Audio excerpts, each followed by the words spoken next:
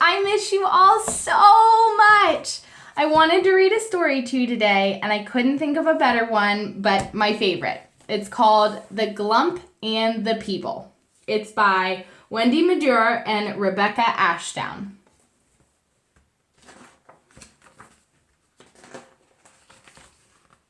The Glump lived alone in a cave in a wood. He tried to come out, but he just never could.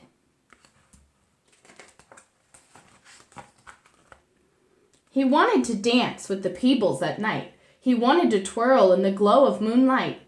But Glumps are not made for such dancing and fun. In fact, what in the world has a Glump ever done? So he sat all alone in a cave in a wood, and he tried to do nothing just like a Glump should. But then a small Peeble skipped into the wood. She was singing and dancing just like people should. Then not like a Peeble. She sighed and she frowned. She stopped and she paused, and she sat on the ground.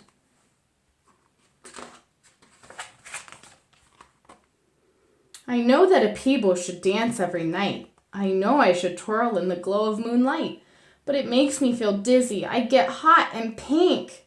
Why can't I sit still like a Glump and just think? The Glump overheard from his cave in the wood. He tried to ignore her, just like a Glump should. But he couldn't. He coughed. Then he tried to sound brave. If you like, you can come and sit still in my cave. The Peeble looked round at the Glumpyish thing. Then, blowing her nose on the tip of her wing, she said, I thought Glumps were supposed to be shy. We are, but we don't like to see Peebles cry.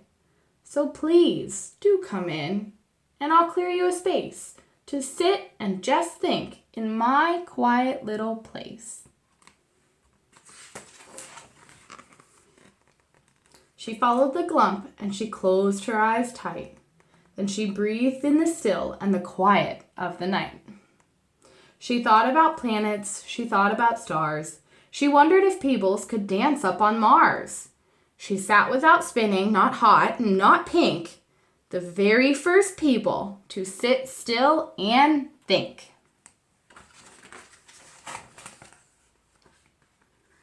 But when she had finished, the Glump looked quite down.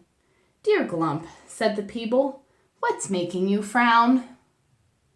It's just that I wish I could dance in moonlight. I'd love to have fun like a Peeble at night.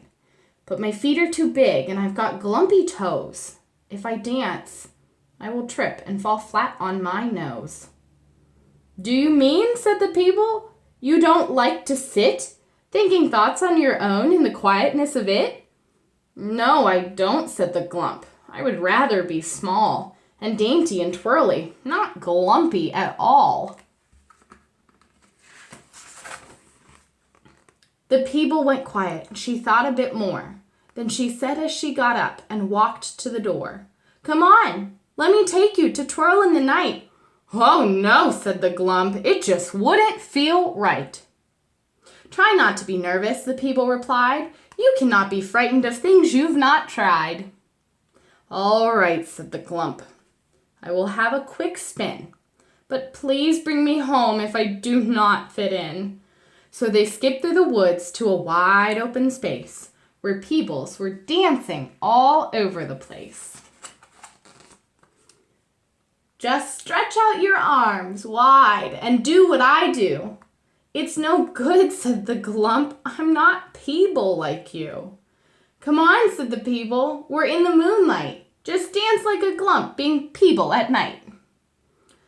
So the Glump stretched his arms, then he twirled, then he danced. Oh, I knew I'd be good if I just had the chance. The Peebles all cheered to see such a sight. A Glump, yes, a Glump twirling under moonlight. It's a Glump, they all shouted. A Glump, they all cried. He twirls like a Peeble with arms stretched out wide. Oh, Glump, said the Peeble, I'm ever so proud. I never knew Peebles could cheer quite this loud. And I, said the Glump, am so glad you were brave and didn't mind coming to sit in my cave. You're the first ever Peeble to sit still and think, said the first ever Glump that has danced until pink. Can we come back again? Can we dance in the night? Yes, of course, beamed the Peeble. You do it just right. As they wandered together back through the dark wood, the Glump held the Peeble's hand like a Glump should. And he skipped and he twirled as she looked at the stars and wondered if Peebles were dancing on Mars. At last in their cave, the Glump lay on the floor, where he dreamt peebly dreams as he started to snore, whilst the Peeble curled up in her quiet little place and thought glumpy thoughts with a smile on her face. I love this book so much because it teaches you that you don't have to be what you might be told to be. You can be whoever you want to be and do all of the things you want to do. And it also teaches you that you can go out and try new things. And although it might be frightening, you just never quite know what you're going to like. And you won't know until you try it. So I miss you guys super much, and I cannot wait to see and hug all of you so soon. Stay safe, guys.